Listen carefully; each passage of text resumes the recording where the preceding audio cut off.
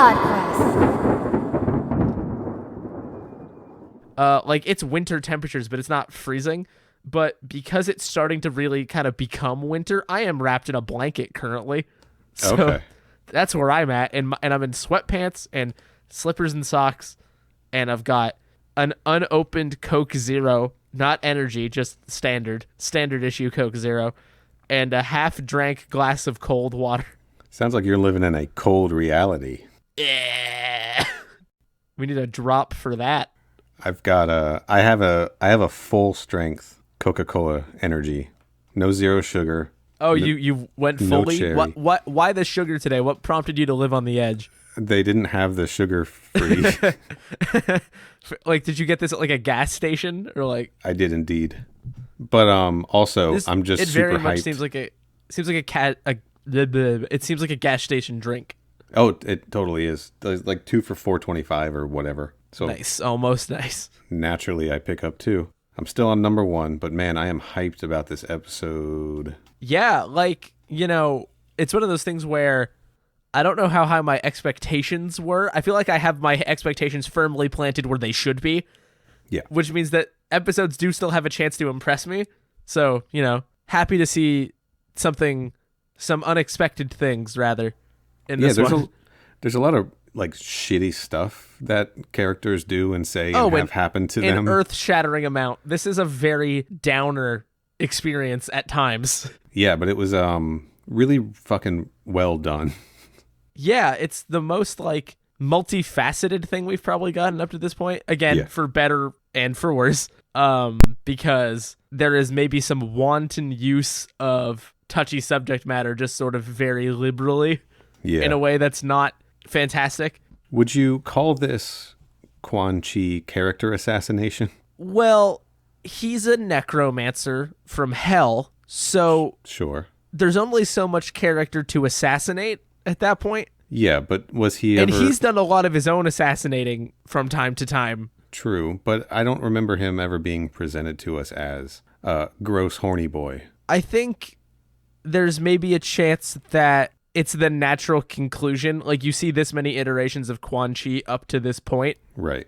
and you're like, well, one of them was bound to be this. Yeah, I mean, Because I just, there's only so many directions you can take, like, maniacal evil person. This is just one of the several. But this show just keeps taking maniacal evil person into the same direction of being a sex criminal. Yeah, Shang Tsung's kind of the same deal, huh? And Shao wonder Kahn if- also. I Yeah, mean, and the Baron and the Baron, this and Negaciro. Negaciro, I like that.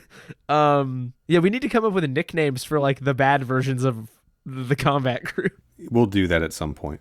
We can just say their names backwards. It's Ajat and Oris and America Online. Algnuk. That's what I tried to do. It was close enough to AOL that I just said that. So we've got Oris, Ajat, and AOL. And in America on, I like it. Yeah. Yeah. I don't know, man. I'm ready to get into this. We got a lot to talk about, I think. Yeah. So we're talking episode 9, Quan Chi, directed by Bruce Seth Green, who... Not to be confused with regular Seth Green. Bruce Seth Green's a name that I know. He directed quite a few of, I think, mostly season 1 Buffy the Vampire Slayer episodes. Okay, cool. Yeah. So really good TV director. I mean, he's got a lot. He's directed just a ton of stuff. The Buffy stuff popped out because that was the only thing I cared about. No Raven episodes? Okay, I did scan. No Raven episodes, no Pacific Blue, no Cleopatra 2525. If you're not working on Pacific Blue, why are you here? You know, every person, writer, director, I think that we've seen on this, that I've talked about on this so far, every single one of the writers and directors who's worked on this show, I think has at some point worked on VIP, which is that Pamela Anderson show where she... Oh, you know what's weird? You know the only thing that I know about that show? What's that? Is that it got a PS1 game. Yes, it did. It did That's get the a PS1 only thing game. I know about that, because I watched a Continue video, shout out to those boys, where they played it, and that was like years and years and years ago. Yeah. And I know nothing else. I don't know why. I don't know what her character is or what they're doing or anything, but I know damn well there's a PS1 game. Oh, she, like, the story is that her character, I forget what her job was. Very important person. I think she was working like a hot dog cart or something. What? And she like foiled a kidnapping attempt by accident and got all this like press for it. So this like high, like private security, like, you know, well-known, super expensive, luxurious private security company like hires her for like the good press. And then it turns out that she's actually like pretty good at this stuff. But basically they're like, well, we're going to make you the face of the company, but you're not actually going to be like doing it, you know, doing it. But then she always ends up doing it anyway. Like I think in the pilot episode, there's like a bunch of people like raiding their offices and there's just like grenades being thrown and shootouts in the stairwells and stuff of this like lighthearted. Yeah, my favorite thing about like 90s television crime is that everyone is exceptionally well armed for no clear reason. It's a wild show. I don't have a lot to say about it. Sure. It's no Pacific Blue. Back to what's important though. Quan Chi, directed by Bruce Seth Green, written by Steve Hatman, who did he wrote Cold Reality. Speaking of Corey living in a cold reality. Also executive producer? Also an executive producer of the show, yeah. And he's going to write a few more episodes too. Cool. So we'll be checking in with the Hat Man again. I bet he's never heard that one. I bet we got that first. Actually, you got it first. You got it last time. In the Cold Reality episode, I think you just call him the Hat Man. I mean, if it ain't broke. I just want to make sure giving credit where credit's due. To us, but earlier. That was an original Corey line. To September us. Which feels... Is like it just a year ago? Doesn't it feel like a long time ago? It feels like we've been doing this show since we were born. Well, we were born to do this show, so. All right, so that's the episode credits up top. We're going to get some guest stars. I want to talk about them at the end. Pardon me, that was mid-October us. Holy shit, that wasn't even that long ago. That was a month and 6 days. A month and 6 days we were hanging out with Sub-Zero. That feels like 8 years ago. Look, I get it. This is not an exciting joke for anybody anymore. This is just what this year has been. But I am truly fucking baffled that was like a month ago. Hey, Corey, let's go over to the Corey Corner. Welcome to the Corey Corner. Is that the take you want? Okay. You can fix it in post if you don't like it. I'm leaving that little jab at me in too. It was an honest question. So this episode starts and the gang is hanging out in I'm just gonna call it a bar because that's easier. It's Zhuzhen Applebee's. And Zero is eating a lot of food and he is also horny as all hell, respectfully so. Yeah. For the waitress, and they're having a good time. And 2 returning Zero character traits: hungry and thirsty. Yeah. Put in a rim shot for me. And so Kung Lao's like, okay, I gotta get out of here.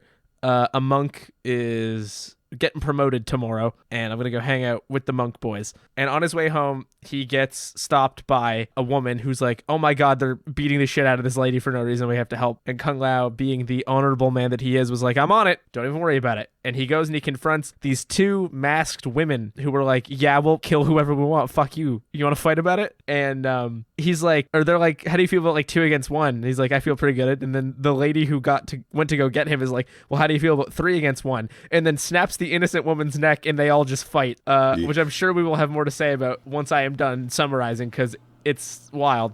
And then we go on to learn that these are Quan Chi's like enforcers, like employees. I don't know, but I don't know what word is because they don't really seem like they want to be there. It seems like they're there in more of an indentured servitude and or slavery kind of way. So, but anyway, so we are introduced to Quan Chi in his funny, goofy CGI fortress, and he has these. It's Mika, it is Sora, and it is Shion. And I'm gonna take a segment out of the Corey Corner to do the Kingdom Hearts Corner. Okay, yeah. So, did you figure it out? Of course, Sora. Yeah, well, there's more. So Sora is, everybody knows Sora. Sora needs no introduction. But I lost my fucking mind at this because, so, you ever heard of Organization 13? Of course I have. Do you mean it? No, I actually have. I have. Okay, heard of them. Great. I cannot recall what they are. Isn't that what, like, the bad guys and all of them? Yeah. Okay, so there's actually 14 members of Organization 13. Okay. And the 14th is named Xion. Whoa. Well, this is Sion. It's basically Xion. Okay. It is a pronunciation preference. I will admit that in my notes, I was like, at first I was like, it's so close to being right. And then I thought it was just the same for a while. And I'm deciding that it's close enough that I want this bit to be real. Okay. You got it. In any case, the fact that like the first two names that are said when he's introducing those three are Sora and Sion/Xion, truly unfucking believable to me. As a quick rundown, just to get through the rest of the ep, because the rest of it I can summarize a lot faster. Yeah. Is Quan Chi wants Kung Lao's soul, and to get his soul, he wants to make sure that Kung Lao is sent to the Netherrealm. And the way to ensure that is ensuring that he dies in dishonor. So what he does is he sends those girls back, and they all nick the Kombat Krew in different unique ways to get some of their blood.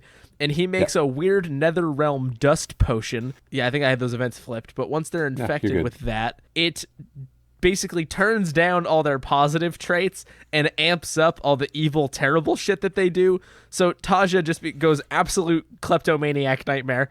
And Zero goes full alcoholism and gross horniness. And Kung Lao wants to kill everything that moves. So Raiden has to show up and try to put the pieces together of what's happening and help sort of reorient everybody back on track. And at the end, we get a confrontation between Raiden and Kung Lao with Quan Chi that ultimately solves the problem for now, but it's very clear that we will be getting more of Quan Chi in the future. Yeah, man. This is a really good one for a Mortal Kombat television series. Yeah, I think what's so important about the Quan Chi episode is that it does a much better job with things the show is historically bad at. Yes. Oh, which 100%. Is mostly like sensible feeling character stuff, in part because they gave themselves an out because it's like evil potion, and having a lesson involved in the narrative that does not feel ham-fisted and dumb.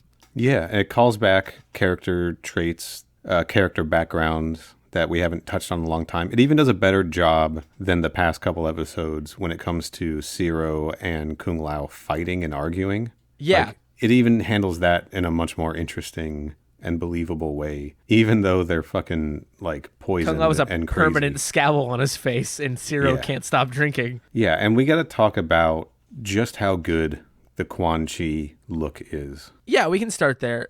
It's so good. I have to talk about it because Go ahead. Indulge in yourself. It just looks fantastic. So he's got his full suit of armor on with like the spikes and fins coming out of it everywhere, and he's got the traditional Quan Chi like. Those are tasteful spikes and fins. They are. And he's got the yin-yang symbol on his chest, classic Mortal Kombat 4 vibes, classic Mortal Kombat Mythologies vibes. In fact, it's the same exact outfit as the FMV sequences from Mythologies. A different actor portraying him, and I don't want to disparage the guy who played Quan Chi in Mythologies and also Mortal Kombat 4. He's not going to hear this. It doesn't look cheesy, and it's so easy to go like with a character that is so video gamey, like looks as video gamey as he does. Like this is a believable, realistic, like it fits into the real world. He's also a necromancer from hell, so I think ostentatiousness is kind of expected. Whereas I feel like every other character who has a quote unquote dramatic outfit has been toned down pretty dramatically. Yeah. Not to double up on dramatically, but like Raiden's outfit is very simple and plain. Shang Tsung's outfit is very simple and plain. Kung Lao's outfit is normal person clothes. Like yeah. I think Shao Kahn's armor, his suit also looks really good, but it's like a different take than what we see in the games. And this Quan Chi one, like it looks like he stepped like right out of the video game. I don't know. I just think it's dope. It looks really good. And in fact, I actually have a note from aforementioned roommate. Well, maybe aforementioned to you, but he's also been mentioned on the show before. Casey, who's our Kingdom Hearts go-to. Shout out to Casey. Shout out to Casey. And I was showing him that yesterday. And what he said is, quote, as a comparison, no Power Rangers villain looks this good. There you go. That's, And that's true, I think. Yeah. I don't know. I just think he looks rad. I think the costuming of his assassins. We're going to call his trio of ladies his assassins because that's their job. That's what Serena and the other ladies, who again were in mythologies, they're credited as Quan Chi's assassins. So and that is essentially what these ladies are doing in this episode also. Yeah, the QCA. Yeah, the QCA. I'm not going to remember that. It's fun to stay at the QCA. The Quan Chi CA. I don't know. This whole show could have like a hit chart, and you'd have the QCA song on it, and you'd have the Monk Crumble on it, and I'm sure we'll come up with more. Yeah, in the arms of a Goro. We could release an EP. God damn it, that killed me last episode.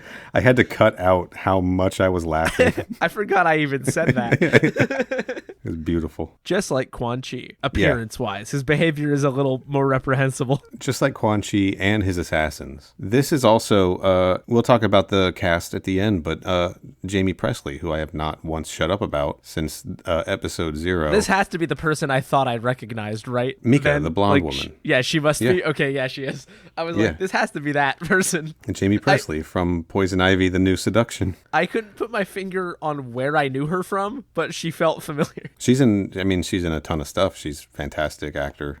And I'm a big fan, so we'll talk about it later on. But this episode rules. Quan Chi, new villain, total badass. You know, we really didn't have enough villains. Yeah, I mean, but Quan Chi's like another big bad, right? And I think it's really cool that they're bringing him into the story, you know, because we had to wait till like Mortal Kombat 4 in the games to like get to a new villain, like a new big bad. Right, now we've got 3. Now he is here lacking the Shinnok connection, but we'll talk about that on a mythologies when we got to tackle Quan Chi and Noob Saibot and some of these other game characters and a little deeper. But we get this new badass villain. We get some new hench people who are going to be recurring along with this villain. We get a lot of Raiden. Oh, honestly, the best Raiden to date. Yeah, really, really good Raiden. We get a lot of like believable conflict between the crew for the first time because all of the other conflicts that we've kind of had between them have just felt really forced. Yeah, and again, it's believable by design because they've given themselves like,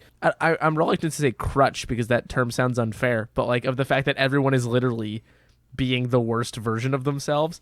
So conflict feels natural because it's to be expected when shitty people get together. Yeah, and we get character development, character growth. This one just like fucking knocked it out of the park. And I do think that visually, like, it was directed really well. It was shot really well. I think having someone like Bruce Seth Green, who has a lot of experience, like, you know, this felt like, what am I trying to say here? I think they spent a lot of money on this episode, I guess is kind of the point that I'm trying to get at.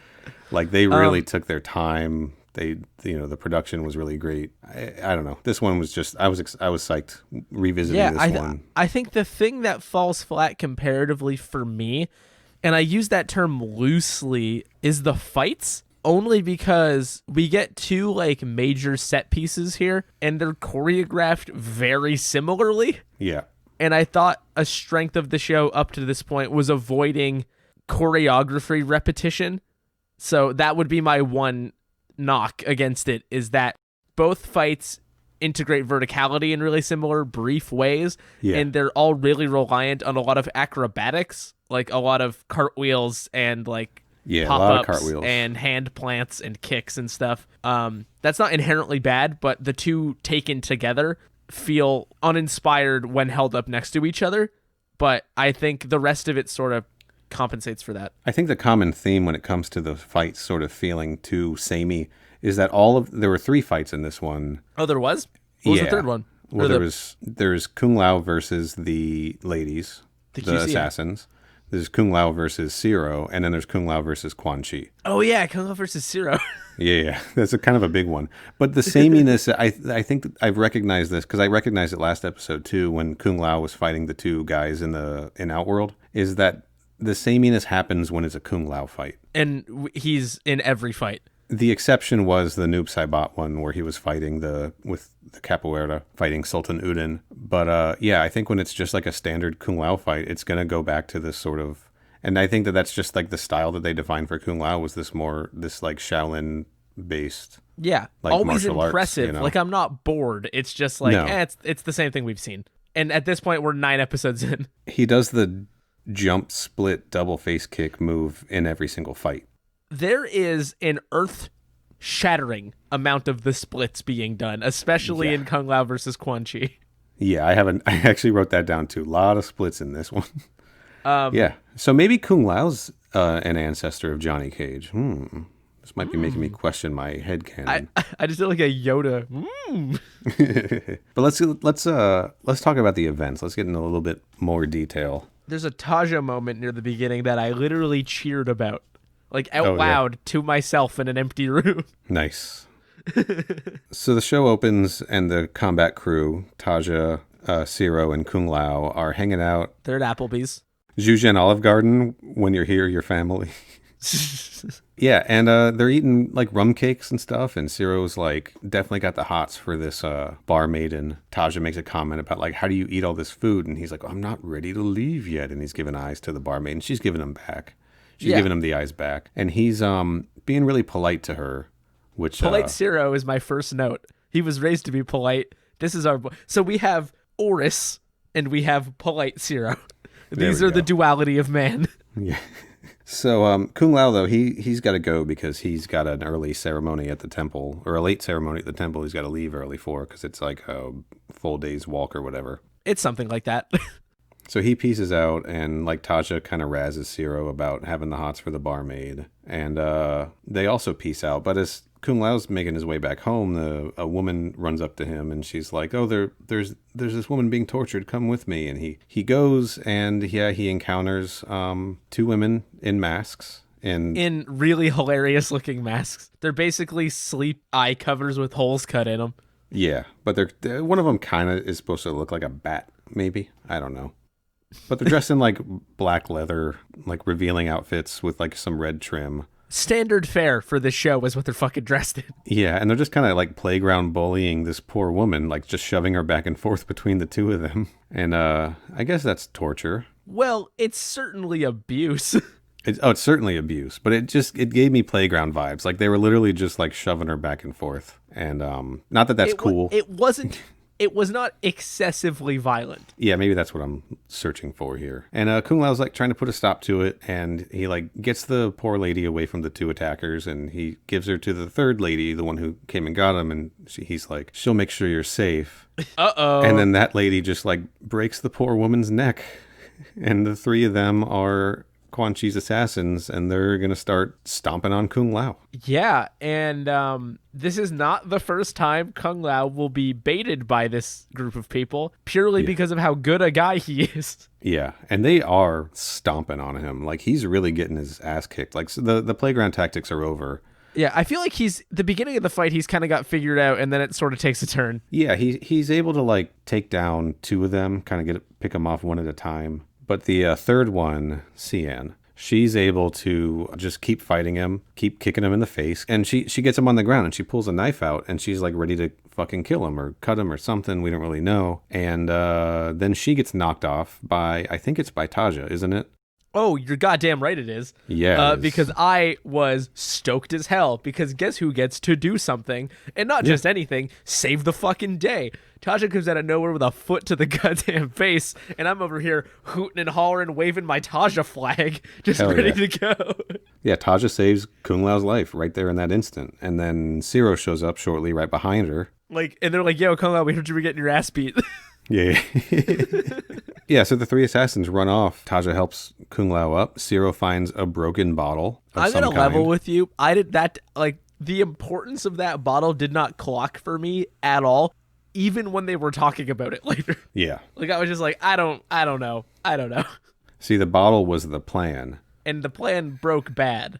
Yeah, so Taja's going to take Kung Lao back to the trading post, make sure he's okay. And Zero says, I'll go tell the guards about the dead woman. Which he says very casually. They're getting really used to death. Yeah, I mean, I think that's probably in Zhujian a daily occurrence, is just a dead person in an alley somewhere. Yeah, well, think about the sheer amount of fatalities this episode. Right. A lot of fucking people die. We've already had one. There's at least 2 more? Something like that. And that's not even really from main characters. Yeah. Well, now we go to not Kung Lao. We go to Quan Chi's house. Right. Yeah, we go to Quan Chi's house. His big, silly CG house.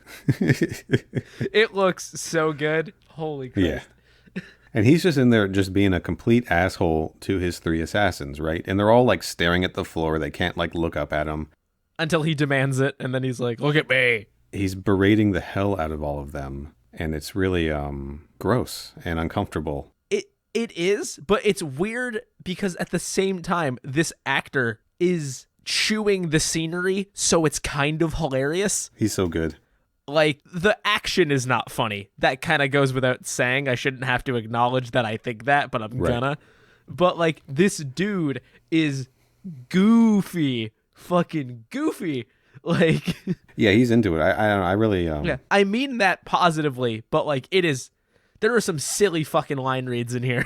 He's theatrical about everything, you know. He certainly is. And yeah, he's definitely playing to the back of the house. Yeah, right. He's playing to the nosebleeds. So this is where we start to get a sense of his plan after they sort of work through the whole, wow, you guys fucked up really bad, huh? What the fuck? He says he should have brought others up with him. I mean, that kind of gives us a hint. I think we should just spell out what the deal is with Cian and Sora and Mika are. I'm going to laugh every single time we say Sora. Oh my god. They are Netherrealm demons? Reincarnated souls from the Netherrealm that he has put into new bodies to do shit for him on the mortal plane, right? Yes. Basically zombies. And he has power over them. Like he can just take the life away from them and make them rot again and then use his magic to bring them back. With a very gross, very viscous liquid. Yeah, they're basically his slaves. They're undead warriors that he reincarnates to like do shit for him, do all kinds of shit for him. And we'll talk about that later. But yeah, so that's the deal with these ladies. I don't think the show spells it out directly. It doesn't. It sort of assumes you'll figure it out, but it does that with a pretty weak sauce effect that also is only in the head-on shots. I don't know if you caught that, but later, it's very clearly not in the profile shot. Right. So that's Quan Chi's deal. He's taken these souls out of the Netherrealm where he resides, and he's trying to get them to do this shit for him on Earthrealm. So he's got some Netherrealm sand in a bag. And he walks over to his witch's cauldron, and the rundown that he's giving as he does this is basically, I know what I'm gonna do. I really want Kung Lao's soul because imagine the soul of a guy who won Mortal Kombat. That sounds pretty tight. And like I said earlier, the way I can get his soul is if he dies in dishonor. And so what we're gonna do is we're gonna ruin their lives by making them all the evil, worst versions of themselves. Part of this speech includes the best line read that he gives in what I think is the whole episode, which is when he says, the others will have their own horrors to deal with.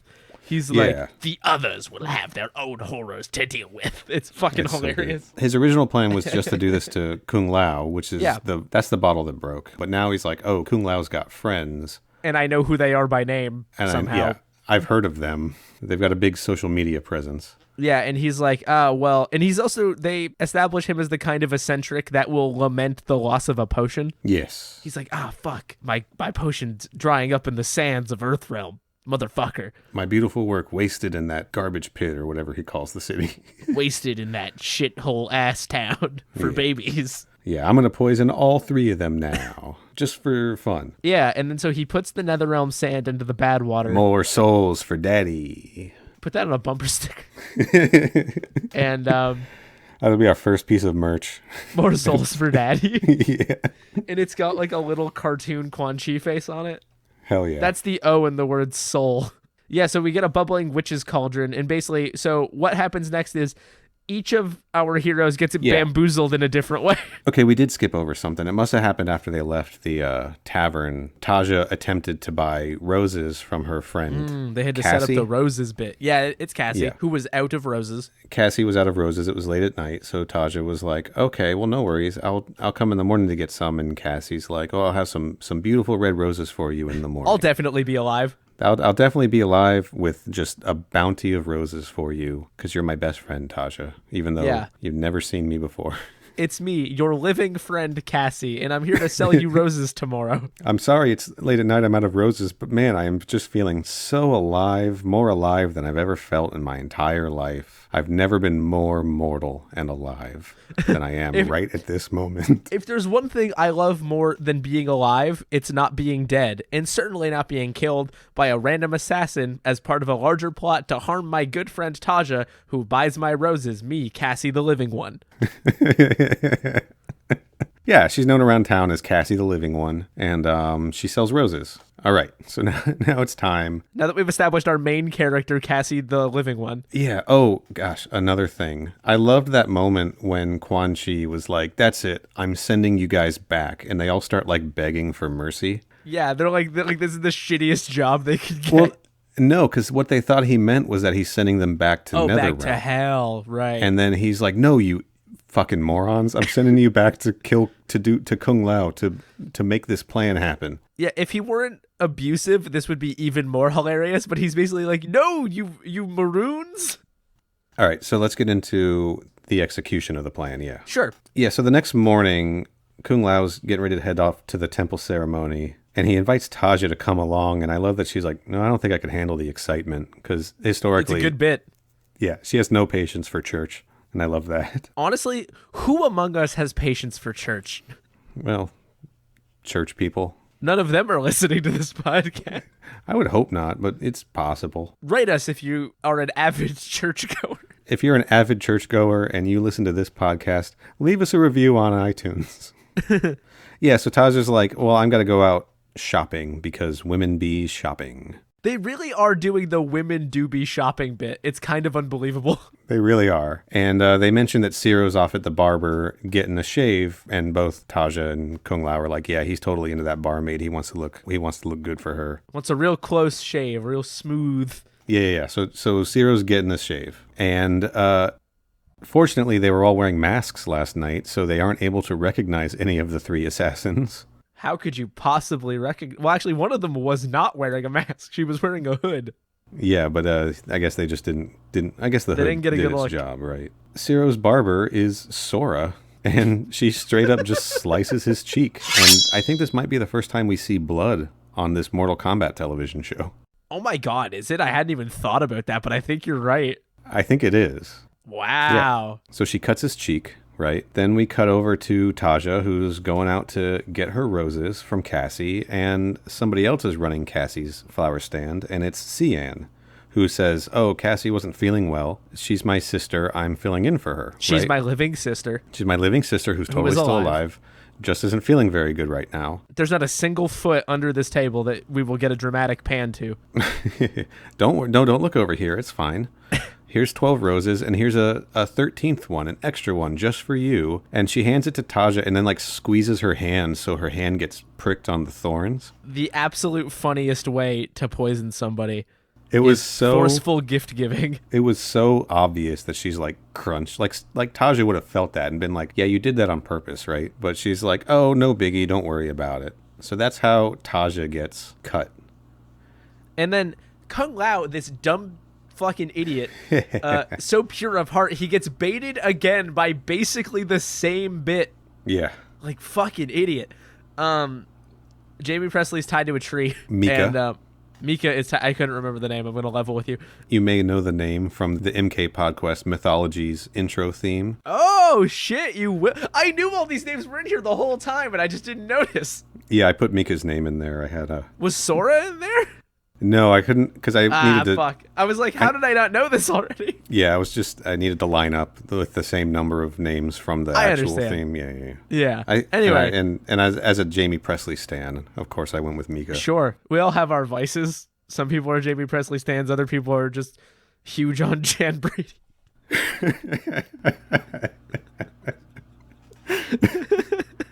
Corey over here is a regular... resident Jan Brady stan. I almost said apologist, but I apologize for nothing. Go listen to... They made another one. On the Brady Bunch movie. To hear all about the Brady Bunch movie. And, but anyway, meanwhile, in Earthrealm, in this TV show that we're talking about currently, yeah, she's just like giving this story about some highwaymen, like, tied her up and, like, just left her there. Yeah. I thought this was kind of dope. Her neck is tied to a tree with leather, and Kung Lao cuts her down, and then he's like, "It's wet leather. As the sun dried this up, it would have shrunk and cut your head off." Like Right. that's a wild, like Crazy gimmick. Like, yeah, that's like some like Jason Voorhees like late sequel Friday the 13th kill. or like a saw bit, like a preemptive saw. Yeah, that was fucking wild. And it cuts his hand somehow. I don't really know why it would do that. When he helps her to her feet, she digs her nails into his arm. Oh, and right. cuts I don't him. know. Yeah, I don't know why I'm forgetting like some of the basics of these interactions, but Well, it was pretty subtle. I mean, I knew she did it, and then Kung Lao, pure of heart, leaves her with some bread and cheese. Yeah, he wants her to go to the temple where she can get help, and she's like, "No, I'm meeting my husband here." So he gives her some food, and he continues on, and then she says like some shitty stuff about him once he's like out of earshot. She's like, you fucking idiot. Yeah, you've got a dark night ahead, my boy. Yeehaw! I'm from the southern part of the Netherrealm. Yeah, she's absolutely from southern Netherrealm, isn't she? It's a regional. It's a regional dialect. Yes. Where's the Utica of the Netherrealm? Anyway, The Netherrealm at this time of day in this part of the country, localized entirely within Jujin. steamed hams, but it's Mortal Kombat Conquest. Somebody do it. That's not me because I don't have the time. But somebody should do it. And then so what we learn, or maybe already knew, but start to see the results of. Everyone's real shitty now. Yeah. We cut back to Quan Chi, and the assassins are reporting that it was all successful, and Yeah, he's like, oh yeah, let's fucking go. violence, hatred, greed, and deceit. Without goodness, without light, life can be so much more interesting and short. And then he starts torturing Mika for no fucking reason. Each will be different for you. Oh yeah, he does some real whack shit.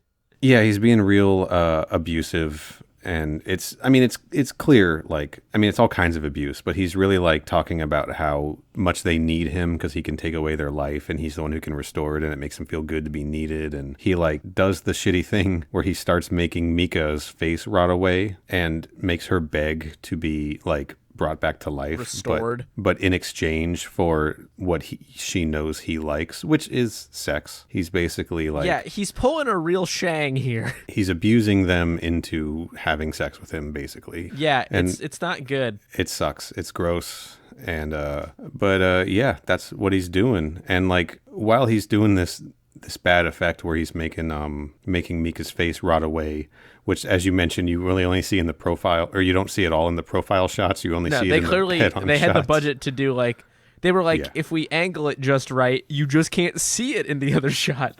Yeah. But then he starts really just ripping into like the stench of death, and he is not just chewing the scenery. The scenery has been devoured by the end of this scene. He is so gleeful in his horribleness, and he is just like romping around, just like having the time of his fucking life. It is successful in weirdly creating some amount of sympathy for these three assassins, particularly Sora, who is going to kind of tie into things later on. Master of the Keyblade, Sora. They're gonna go to Kingdom Hearts. It's also really fucked up. Like, they've had another outfit change. Obviously, they were in different clothes than their like normal sort of warrior bondage gear that they were fighting in before, when they were pulling their pranks on the Kombat Krew. Just some goofs and gaffs. And now they're all wearing like spandex In bodysuits. In-universe punked. Johnny Cage is like the Ashton Kutcher of Mortal Kombat, so I think he should host Punk. That was the Mortal Kombat Legacy thing. He was trying to get a reality show made where he like beats up criminals on the street, and it was called You Got Caged. Yeah, just make Caged. Yeah. Yeah, so But they're all wearing bodysuits that someone just took a pair of scissors to, right? And just started like cutting holes out of in places. I don't know. Their outfits in that scene are very similar to Vorpax's outfit, I suppose, is the best comparison. But they're really in this episode rivaling Jen as far as outfit changes go. I was going to phrase it in terms of both outfit changes and needless skin showing. Yeah. Like, the outfits are not inherently bad. Like, those clothes exist in real world times. Right. real world times. What the fuck does that mean? That look like that. And it's not a problem to wear it, but it feels weird that the show is doing it. And, I don't even know that. And the show is making Quan Chi do it also, is the other thing. Like, this is. Yeah, the show is making the sex predator do it. Yeah, this is Quan Chi's weird, like, sex club that he's the president of. It's Quan Chi is head of Nexium, is what it is. What is Nexium? That Hollywood sex cult that The Vow covered. Is that how you say that?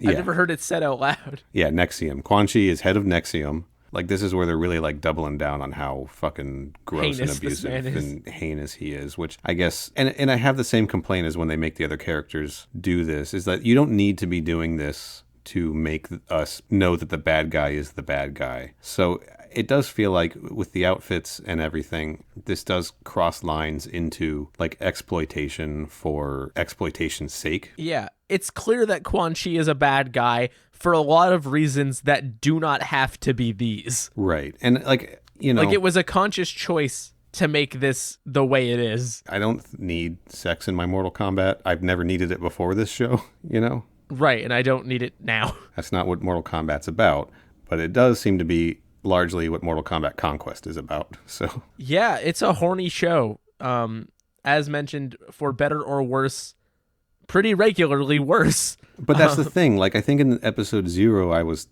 talking about it as being casually horny, but it's pretty overtly horny. It's getting pretty overtly horny in moments like these when it's overtly horny. That it's not as fun anyway. Yeah, but it gets away from that once we refocus back on the Kombat Krew, because we get some pretty iconic reveals of evil versions of our heroes. Hell yes. The fucking scowl that is permanently on Kung Lao's face the rest of this episode is the shit dreams are made of. It's so good. He just comes back into town and some kid just runs up to him as fuck. And he's just like a dick to a child. He's right like, away. Hey, Kung Lao, like, can we do that sparring that you promised? And he's like, no. He just keeps going. Gets back to the trading post.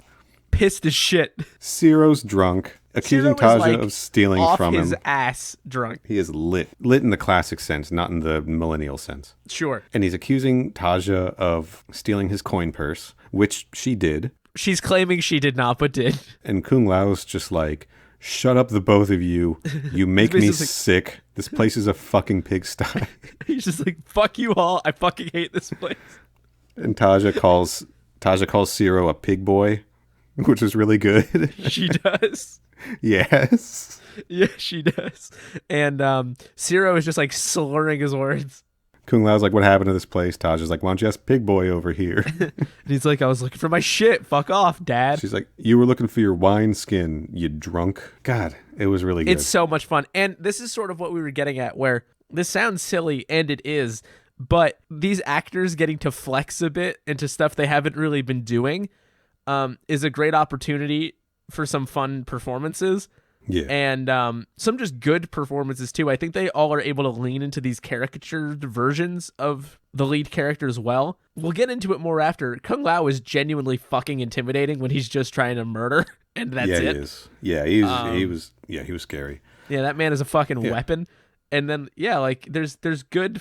I don't know how to describe it, because I was gonna say there's good bits with everybody, but I'm using the word good in a very broad sense because the Ciro bit is actually very bad. Right. No, I gotcha. Yeah, they the way the characters are behaving, they do a good job showing you the shitty nature of them, but they do bad stuff. Totally. Anyway, so I think they all just kind of fuck off out of there. And like Taja makes a little quip when she's on her own about how it's time to do more shopping. So you know what that means. She's going to go steal some shit, right? Yeah, she's clearly been on some sort of stealing rampage. Yeah, but first we got Ciro back at the Applebee's and just fucking chugging wine out of the bottle. He's just trucking it. Harassing the barmaiden that he was so into and who like seemed to kind of be into him too, right? And he's like grabbing her and pulling her in his lap and stuff like that, and she's rightfully disgusted and horrified, and she's like, if you need anything else, the owner can take care of you. And this part felt so fucking real, because I've definitely seen that guy at the bar who's had too much to drink, who thinks the bartender or the server or whoever is a little too into him when really all she's doing is being nice and trying to do her fucking job. Right. It's a service job. It comes with the territory that they are polite and nice. Yeah. When their pay is directly tied to how nice they are to you because it's completely in your hands, what tip you're going to leave. What we're saying, Zero, is you're not owed shit, you fucking dick. Yeah, they got to be nice. Be nice back. Don't be a fucking gross drunk pig, Zero. Hey, hot tip for our listeners. Don't ask people out at their jobs. And certainly don't grab them and make them sit on your lap either. Please don't do that. The only person who can have people sit on their lap at work is Santa, and everybody agrees with that beforehand. Yes, Santa with strong, enthusiastic consent. That's it. Yeah. But Zero, of course, leaves this interaction assuming that she's totally into him. And then... Yeah, which one of us wants to tackle the bad part? You do it. I'll handle this burden. So 1, 2, 3, not it. So the I'm just gonna waitress. It's easiest is leaving, and she gets like ambushed by a very drunk, very aggressive Zero. Yeah. Who is, for lack of tact, is trying to rape her. Yeah. There's really no two ways about it. That's what's happening. I mean, he says things that infer that is his goal. Yeah, he's forcing himself on her whether she likes it or not, and she has to fight to get away from him, this drunk train wreck of a man. She even says, "Let go of me now, and I'll try to pretend this didn't happen," which is sad for a lot of reasons. And it's tough. It sucks. It's played fairly lightly, all things considered, the gravity of the situation, when you compare that the alternative is that Taja steals a lot. Like, this feels like a lot more like directly harmful to people. Yeah. Because we don't really see much of what she's stealing. So, like, who knows what she actually stole. Yeah. Fortunately, she's able to fight Zero off because he's just so drunk, right? Yeah. Knocks him down into a pile of garbage or whatever. And she's like, I hope I never see you again. I really wish she had, like, kicked him in the nuts or something that while would he was have been down. Yeah. That would have been just perfect. But, didn't happen. And I understand. I mean, when you're in that kind of a situation, I'm sure, all you want to do is top priority is get the fuck out. So poor barmaiden.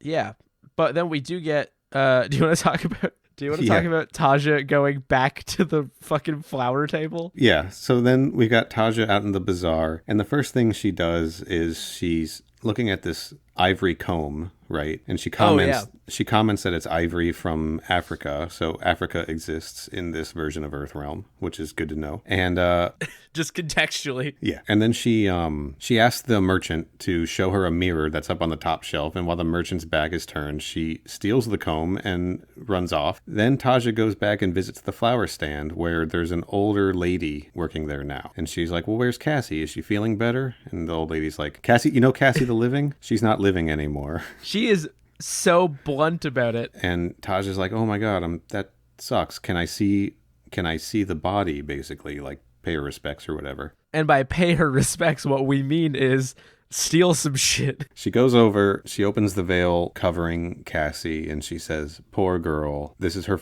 best friend Cassie, as established in this episode only." And she takes a ring off of dead Cassie's fingers and pockets it. She's stealing from dead people now. Speaking of Sora, our good friend Haley Joel Osment is known for that classic line, "I steal from dead people." That scene's fucking hilarious. I don't care what anybody says. That got me. Yeah, it was. It's so over the top. Like, the juxtaposition, though, again. Okay, Taja is stealing from people. Zero's getting blackout drunk and sexually assaulting women. And Kung Lao's like, "I just want to fucking kill somebody." Yeah. Kung Lao just wants to I want to feel what it's people. like to murder. It seems like he specifically wants to kill people close to him. He's having what I can only describe as an Anakin Skywalker rage. Yes, there it is. Yeah. Attack of the Clones and Revenge of the Sith, clearly ripoffs of Mortal Kombat Conquest. George Lucas, big fan of the show. George Lucas, pay your royalties. Yeah, so now we're back at the trading post, and we're going to get to see what's going on with Kung Lao. Zero is there, still drinking, just this bottomless bottle of wine. And Kung Lao's itching for a fucking fight. Zero's got a scarf, right? And Kung Lao's like, where'd you get that fucking scarf? And Ciro's like, it was upstairs, so I'm drunk, whatever. He also, I just want to comment, Daniel Bernhardt plays a good drunk. Yeah, totally.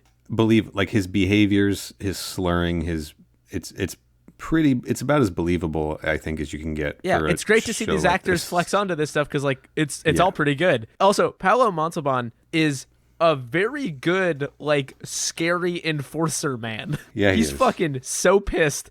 He's got a permanent scowl, like I said, and he's like, I'll fucking kill you, you dumb piece of shit. Fuck you, Ciro. I told you not to go in her room ever. And Ciro's just like, relax, have a drink, whatever, right?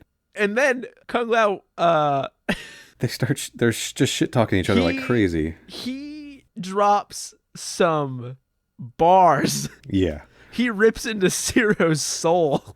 You're a used up, freeloading bodyguard who couldn't even do that right when you had the job. You let Jen die. Getting revenge for previous comments. When Ciro accused Kung Lao of not being able to save Jen, and now Kung Lao's like, fuck you, you let her die. And they start fucking fighting. Yeah, they get into like some real like bar brawl ass, like rough and tumble shit. Boom, fight. Fight in a bed. In their bed. My note might be similar. I think actually my only note was that opening kick was fucking crazy from Kung Lao. Yeah. And then I actually put chair combat, the sequel to table combat. Yeah, I commented on the chair combat too. Yeah, Ciro and Kung Lao are just having it out in a bedroom. And it includes moves where they fall on the bed and jump off the bed and tumble around the bed. Throw a chair around. And it's very clear that these two are very comfortable in a bed together. If you know what I mean. They're doing a different kind of fighting this time. I will say there is a cartwheel in this fight that got an audible wow out of me. Yeah, this was tight. And yeah, at one point, very impressive stuff. Ciro kicks a chair at Kung Lao, but Kung Lao catches it and then just starts hitting Ciro with it. It's so good. So good. And it's at some point Kung Lao like knocks some sense into Ciro, and Ciro has like this epiphany realization, and he's like, oh god, what are we doing, right? And he cannot say anything fast enough before Kung Lao kicks him through a fucking door and off of a balcony. Yeah. Ooh. Seemingly to his death, until our boy Raiden shows up. Ciro's like laid out on the ground, like out, like smashed into like a pile of crates or something. And Kung Lao's just kind of like looking down on him from the balcony, and he's kind of like got this like smile on his face, right? Raiden pops in right next to him, and he's like, hell of a hit, I think you killed him. And then he poofs down to check on Ciro, and Kung Lao just says to Raiden, just let him lie there. And then Raiden's starting to get the situation, he's like, something is wrong, something's fucked up. I love that line reading though. Just let him lie there. And the hand motion, the dismissive hand motion that Kung Lao does and everything. He's gone full supervillain. Also, Raiden, it's great because Raiden not in showing concern, but we get Raiden having to sort of take the rest of the episode on his back while he tries to sort of figure out what the fuck is happening. Yeah. And he does great because like you said, he enters in with hell of a hit, but like the snark is toned down somewhat. It is. And I think that goes a long way to making Raiden more bearable to be around. And it exemplifies a bit more of his like genuine care for what's happening, despite circumstances. Yeah, he knows something is like seriously wrong. This isn't some like petty Earthrealm problem, right? Like he's like, something weird's going on here. And Kung Lao meanwhile is going off on this rant about how he finally knows the truth about everybody, and he has no friends, and he's going everyone's full QAnon. He really, I actually put that too. Everyone's against him. The Q stands for Quan Chi. His friends are really his enemies. That's perfect. Fuck, dude. Quan Chi is QAnon. We solved it. Quan Chi Anon. That's what QCA actually stands for. I got nothing better than that. Bit complete. Kung Lao's going off on this rant, and he knows everyone just uses him, and he doesn't have any friends. He knows who his real enemies are. He's finally seeing things. I'm gonna fucking kill those idiots. And then he takes his crazy eyes with him as he fucks off out of the trading post to go kill whatever his true enemies are, right? Yeah, and Raiden's like, uh-oh. Better check on Ciro first. He's got Ciro a little bit conscious, and Ciro's just kind of says, angry. And then Raiden asks him where Taja is, and Ciro's like, stealing, right? Yeah. And so now, like, Raiden really knows some shit's up. So he's like, okay. He like bandages Ciro's head. He says, "I'm gonna go find Taja. Hang tight, buddy. We'll get you some help." And he goes out to find Taja. Yes. Now we get a little cut back to Quan Chi, right? Oh, there's another thing. Sorry. This is also we also see more blood in this episode. Yeah, Ciro's head is all bleedy as hell. Yeah. So I think all the blood we've seen in this show so far has been Ciro's blood. Ciro is the only being with blood. I don't think we see blood when Kung Lao gets the nail cut from Mika, and I don't think we see the blood when Taja gets pricked by the rose, but we've seen Ciro's blood twice now, and I'm pretty sure it's the first blood we've seen on the series. I could be wrong, but it's definitely the first blood we've seen in a while. I'm certainly looking for it. So anyway, Quan Chi's down in his CG haunted house, stirring his drink with his coke nail pinky. Yeah, weird, right? And he knows that something has happened, and he calls in Sora specifically, and he tells her to go to the city to help the girl along. The girl being Taja, right? Yes. So now we're back on Earthrealm, and Taja's about to be hanged by an angry mob. In broad daylight. I want to mention that I'm like 90% sure that the Earthrealm bit before that was at night. I thought it was. Maybe it's not, but I was like, why the fuck is it? I have two notes at different points in this episode where I'm like, why the fuck is it broad daylight? I don't know, man. Maybe this is the next morning. Maybe. Yeah, Ciro definitely got knocked out because he got knocked out outside, and Raiden comments that he's going to bring him back inside. So it was nighttime when Ciro got knocked off the balcony. Yeah, and it's like cut to the middle of the day. Yeah, so Taja's going to get hanged by a mob, and it seems like Sora has been the one exposing her as stealing. Isn't she the one who's like, I saw her steal from the gold merchant and got everybody riled up, right? This is what, our like third angry murder mob? Something like that. It's our second hanging, right? Because Kung Lao was going to be beheaded, wasn't he? Yes. This is our first hanging. Kind of surprised. Who can keep track at this point? Raiden's off to the side watching all this happen, and he's wearing his beggar's clothes from Warrior Eternal, and he just starts zapping lightning at everybody. Like, commanding lightning. Oh, this shit is awesome. Yeah, it is. He's got lightning coming down from the heavens. Yeah, he can just conjure lightning strikes, which we will see him do more of later. I know. Including a weird threat we have to look into. Okay. Yeah, this is rad. We haven't gotten to see Raiden use his lightning powers too often, so it's cool when we get to. Yeah. And so he cracks all this lightning down to start scaring all the people off, and he cracks the branch so that Taja is free. Has to have been a safer way to do that. That's a pretty low margin for error. Yeah, but he also lightninged Kung Lao just because he was angry at one point. I don't think he's too concerned. He's not. He's making a point, you know. These are Raiden's exclamation points. That's true. Yeah, so the crowd is dispersed, and Taja's like apologizing to Raiden, and Raiden's like, yeah, you're going to have fun going door to door and store to store to everybody, giving them all their shit back. We got real dad Raiden here punishing his kid, you know? Yeah, and like, it is dad Raiden, but it also feels more like the responsible friend in a group who realizes all of his other friends are having a bad fucking time. So he's like, I'm going to help you, but you need to learn why the shit you're doing sucks first. You had better friends than I did growing up. So then he's dragging her back to Zhu Zhen by the noose that's still around her neck. I thought that was kind of a nice touch. Bit. It's funny, but it's just like, I love it. He's like, I'm not even taking this off. Fuck you. Yeah, well, he knows something's going on, right? So he's like, I'm not taking any chances, right? And he comments something about recognizing someone from the past, right? Yeah. And then so he's like, oh, I know what I'm going to do. I'm going to go put on my incognito robes. Yeah. And I'm going to go track that person down. And he's just hanging out in this alleyway, and Sora bumps into him, right? Yeah. I'm going to laugh every time. I'm sorry. He confronts her, and she's like, oh, do I know you? And he's like, look real close. And she's like, oh, fuck, it's Raiden.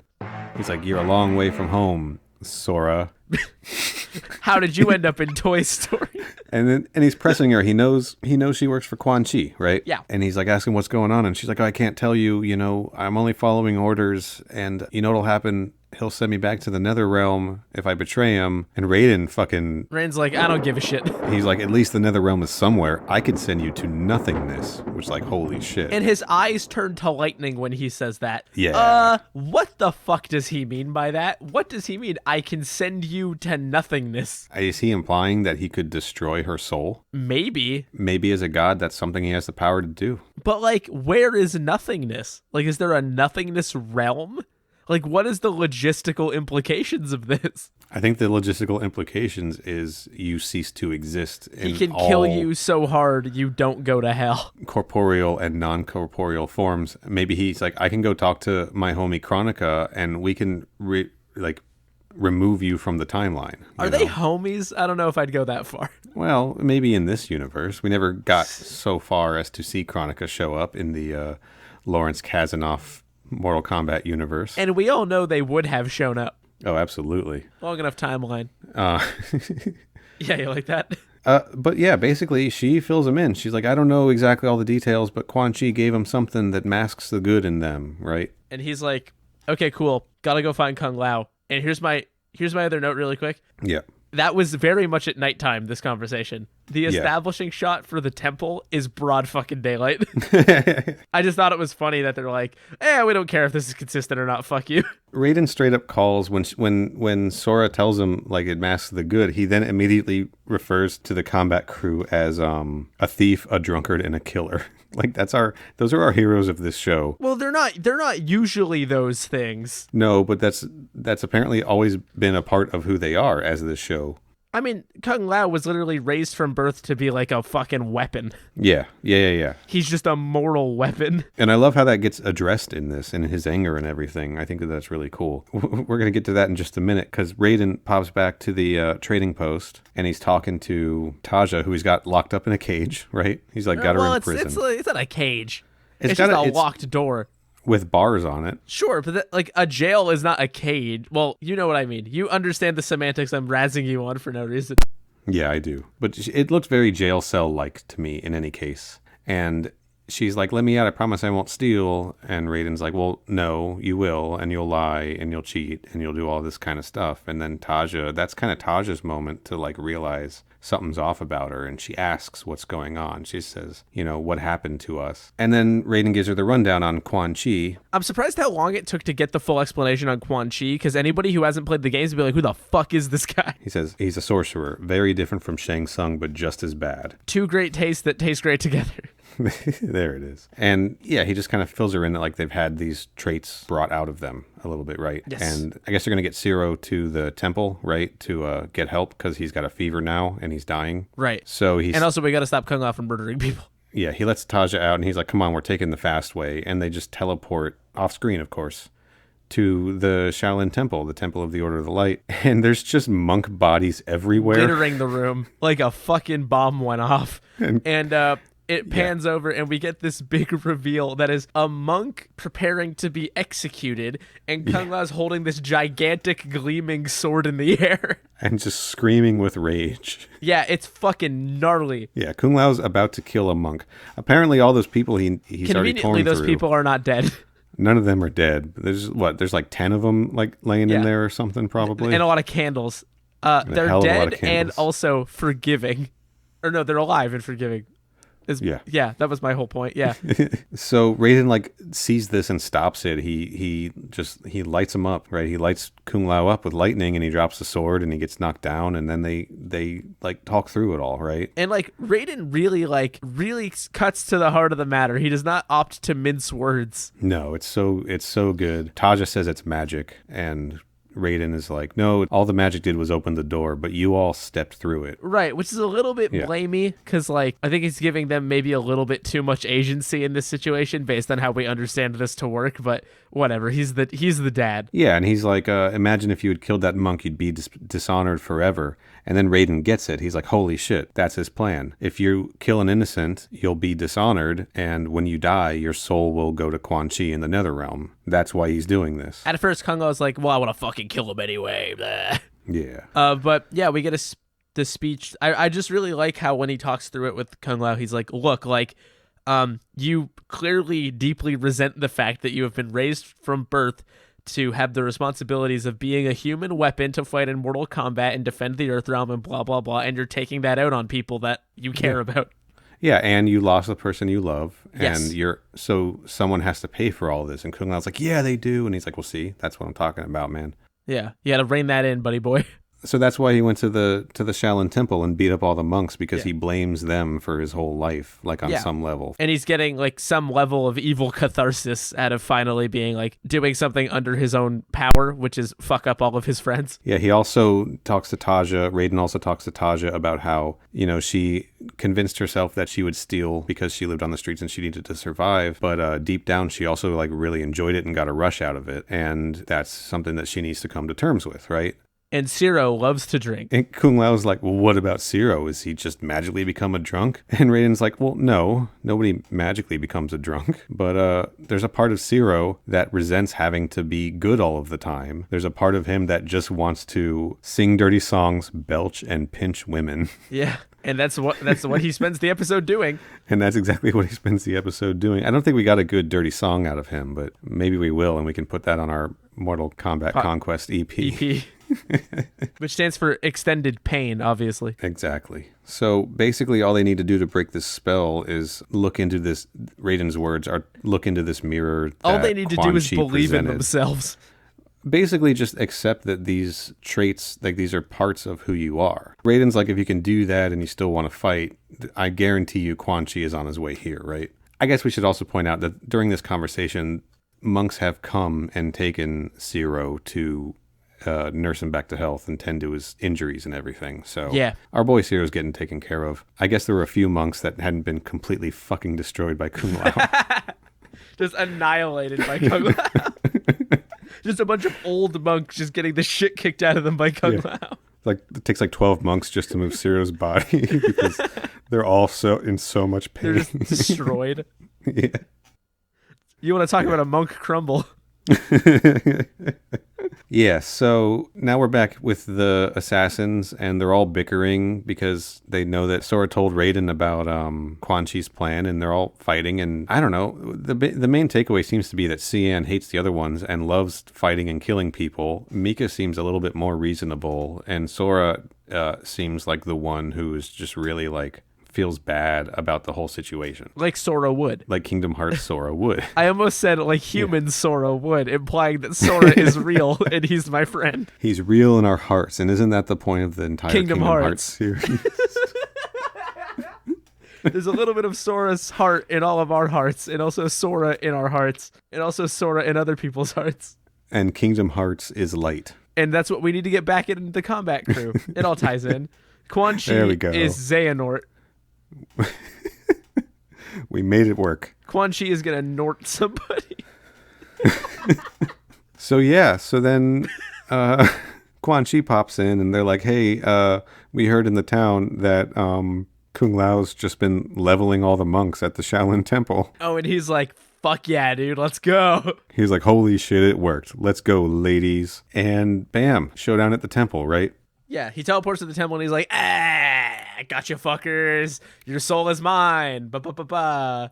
And then I'm going to have my girls fight you, right? And then Raiden's like, actually, get fucked, idiot. Yeah, Quan Chi's like, you can't interfere in fights between mortals. And Raiden wisely is like, hey, your girls aren't mortals. Get the fuck out of here, ladies.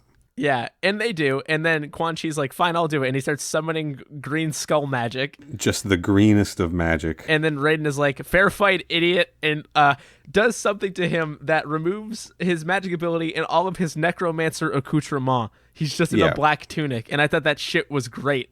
Yeah, I'm sure it had nothing to do with how difficult it would be to have a fight scene in that costume. It's that all of his spikes and shit are magic. Yeah, so Quan Chi's like, fine, I'll do it the old-fashioned way. He'll be easy to beat because of his rage. But what Quan Chi doesn't know is that Kung Lao has solved the shit, right? And he appropriately has that scowl on his face still to make it look like he hadn't. Well, he's certainly still angry at Quan Chi for putting him through all of this stuff. But he's, at least back to his old Kung Lao self, right? He's playing the long game. Yeah, and man, it's a motherfucking fight. And this is, I love when we get a fight between two Mortal Kombat video game characters, right? Like that's the shit I live for on this show. Totally. This is Kung Lao versus Quan Chi. And yes, it's the great Kung Lao, not modern Kung Lao. But again, this continuity has blurred and merged those two characters into one. This is our Kung Lao, god damn it. And I want to watch him fight. Hell yeah. And it's really good. It's the only knock against is that's really similar to the previous stuff this episode, in that there's a little bit of verticality and it's incredibly acrobatic. None of that is a slight. It's just visually samey. But that doesn't make it less impressive. Splits galore, another cartwheel. Some handstand action. Quan Chi does a handstand up against a doorway and gets kicked in the stomach, which is why that's a bad move to do. Yeah, some front flips. Some dive flips, diving over each other shit. Over top of a splits man. And Quan Chi's parachute pants look great in the fight scene. They sure do. One thing I noticed about all the fights in this episode, even the one in the alley when he was fighting the 3 assassin ladies was our biggest area. But the Kung Lao Zero fight was in a bedroom, and then this fight's in this relatively small chamber in the temple. I kind of like when they do these close quarters fight. Yeah, it adds urgency to it because everything's very immediate. Yeah, it does. And, there's no escape, and that's when they get to do a lot more of the environmental stuff, like flipping off walls and jumping off ledges and that kind of stuff. I don't know. I always thought that stuff was cool. I thought it was cool when Quan Chi was at the top of the steps, the 3 steps into that doorway, and right. Kung Lao was on the ground. Yeah, I like when they play with that kind of stuff. There's cool moves all over this thing. But the battle just kind of fizzles out a little bit. It sort of peters out, yeah. I feel like this episode does not have a good conclusion. It just kind of ends. Yeah, Quan Chi just sort of realizes, I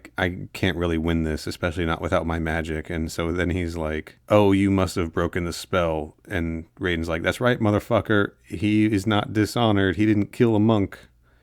And Quan Chi's like, well, then I guess there's no reason for me to be here. And then he just green magics out of there through a hole in the floor. Which I'm into. But it leaves a bit of a gap in the ending because then you just sort of get lesson wrap up from Raiden, which does feel really good. It's the best a lesson has felt in terms of learning to, deal with your negative traits and acknowledging that that's your deal or that's part of who you are, but, powering through and not letting that define who you are. That's a message that is strong on its own, but it feels the best executed in this episode compared to others because we see all of our good friends in the Kombat Krew do a bunch of heinous shit. Yeah. So it feels like it's got actual impact, and it's not just we tweaked the characters slightly so we could put a lesson in here, and now Kung Lao and Zero are yelling at each other. Yeah. They are yelling at each other. There's just an actual reason. Raiden's talking to Kung Lao about how... And Kung Lao knows this about himself, that he has to forgive himself and understand that this is a part of who he is. And then we've got Saja.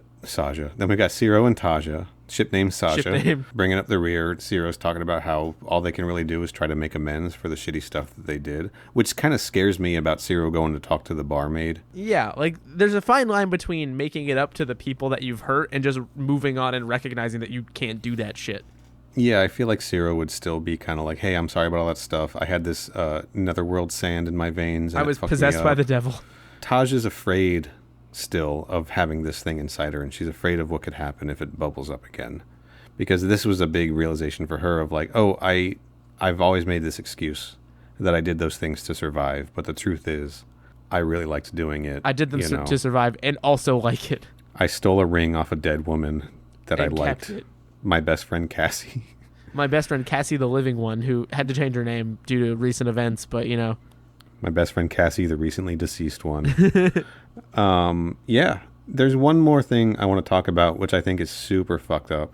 They're having all of these conversations on, not even on the trail back from the Shaolin temple, but walking through the forest, climbing through branches and stuff. And Taja asks Raiden, hey, can't you just get us back the fast way? And he's like, well, nobody's dying, so no. But Zero is bandaged the fuck up and walking with a walking stick, and you're leading him through a rough patch of forest.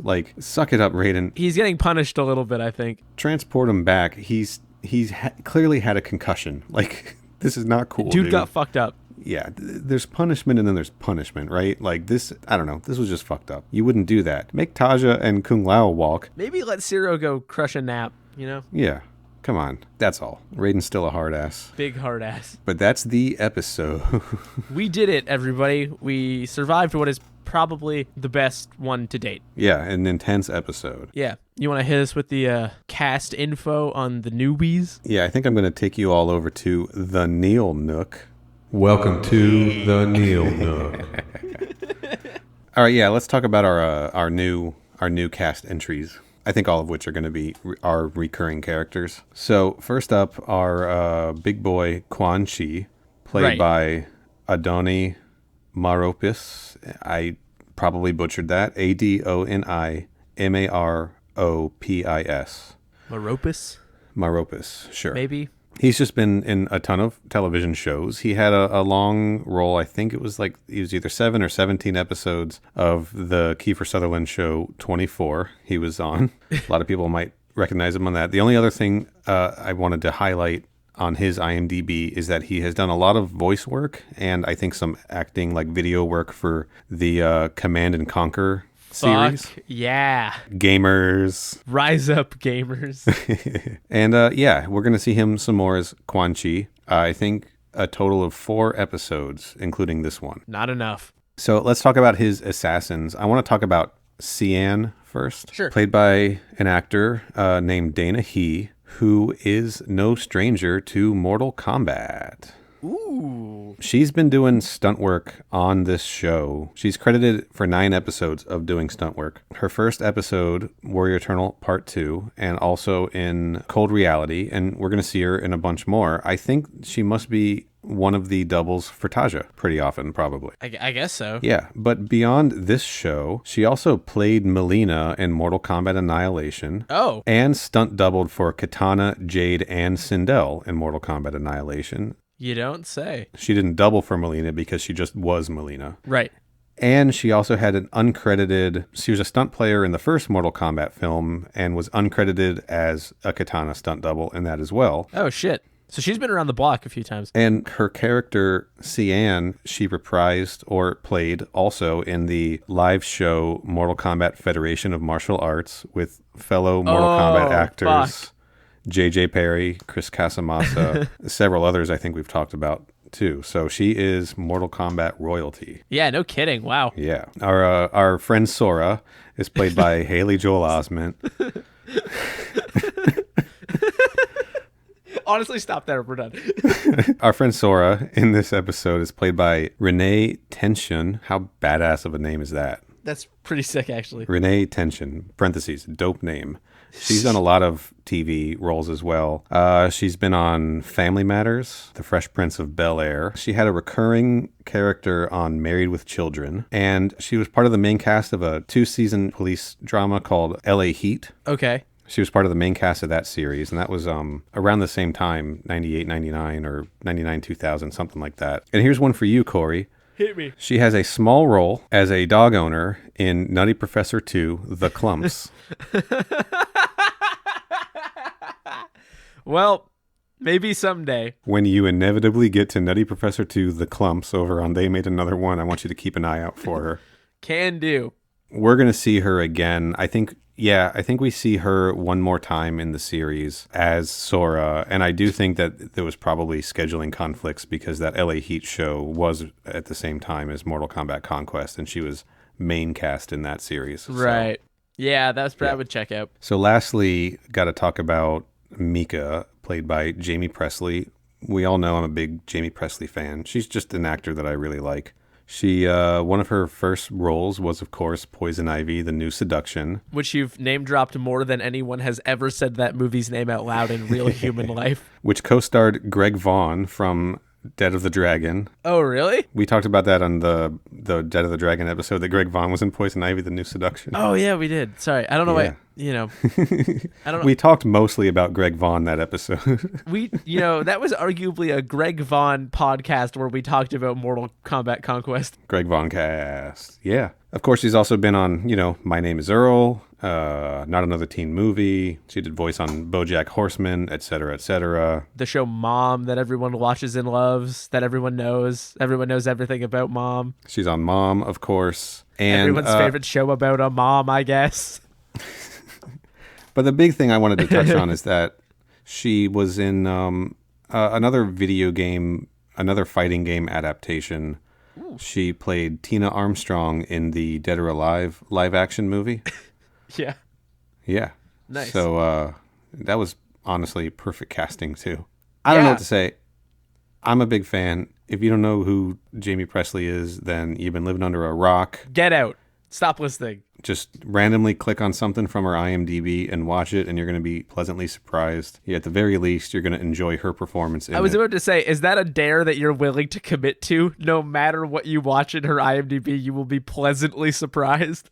I commit. Go randomly select something from her IMDb, and I will watch it. Real Stan hours. Next episode's going to be a Jamie Presley fan cam, and that's it.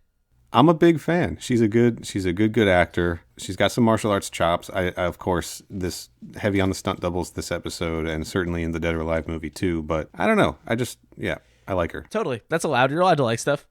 Happy to see her. Happy that we're going to see her again. We actually, I think, get to see her in an episode that doesn't feature Quan Chi. Oh, that's fun. That's a fun idea. Actually, fuck it. Spoilers. There is definitely an episode where she teams up with Kali. Oh. Yeah. Okay. Weird crossover. So Kali's coming back too, guys. That's a weird crossover. I can't wait to see how that happens. Yeah. So those are our new cast of characters. There's Quan Chi's little sex club for you guys. God damn it. That was a choice. I'm committing to it. And what do we got next week? Next week we got maybe another surprise duo. Yeah. Next week we are going to talk about Unholy Alliance. No relation to that other Mortal Kombat alliance. Some Don't relation. even think about it. Some relation to that other Mortal Kombat alliance. Nope, it's a completely original name. It predates Deadly Alliance, but it is an episode where Quan Chi and Shang Tsung are teaming up to take out Kung Lao. And there may be a couple other surprise characters from the past showing up too. Those performances together, Bruce Locke and Adani. Yeah. Man, that's going to be fucking chaos. I'm so excited. It's going to fucking rule. I'm a little hazy on this episode. It's been a long time. I remember loving pretty much every episode Quan Chi shows up in. Yeah, I'm stoked to see these two boys get in the same room and just chew the scenery to the point where the scene ends and they're not in the cobalt mines. They're in a fucking sound stage. just talking to each other. It's just green screens everywhere. Yeah, that's it. With holes in them. Big holes. Big tooth marks. Yeah. Cartoonish bites out of the green screen. They look like that shit you see in a boardwalk where you stick your head in and you look like a milkman. Yeah, but that's it. I think it's time for us, since there's no reason for us to be here anymore, we should use our green magic to escape. I like that. That's a fun bit. But first, Corey, why don't you plug some shit? Yeah, as mentioned, you can listen to my other podcast that I do with my good friend Liam called They Made Another One, where we watch old and forgotten franchise stuff that people don't really talk about. By the time this comes out, the most recent episode will be on Teenage Mutant Ninja Turtles 3, so you can watch for that. As mentioned, we also have a Brady Bunch movie ep. Yeah. And you can find that on Twitter at They Made Another, and all your podcast services at They Made Another One, which has a question mark and an exclamation point on it for that sweet, sweet SEO. And you can find me on Twitter and Letterboxd at Mr. Corey Price. All right. And you can find me on Twitter and Instagram at Final Neil. You can follow my retro gaming Instagram account at A Mess of Games. And subscribe to MK Podquest in your favorite in your favorite podcast app. Go on your favorite Podquest. Go on a Podquest to rate and review us 5 stars on Apple Podcasts, and follow the show on Twitter at MK Podquest. And we'll talk to you guys next week about an unholy alliance.